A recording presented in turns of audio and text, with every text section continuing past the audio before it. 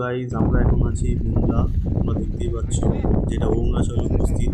তাওয়াং থেকে 45 কিলোমিটার দূরে বুমলা। তো যেখানে এখন তাপমাত্রা মোটামুটি -1 চলছে। তো আপনারা যদি আসেন, বরফ পেলে নভেম্বর, ডিসেম্বর, জানুয়ারি, ফেব্রুয়ারিতে বরফ এখানে মোটামুটি পুরো বরফ থাকে। তো আমি আর্মিদের সঙ্গে জিজ্ঞেস করেছি, তারা এটাই বললো। তো আমি তো জিনিসটা জানতাম না, তো আমি তো এখন এলাম ওই জন্য। তো আমি তো বরফ পাইনি, বাট ঠান্ডা আছে এখানে।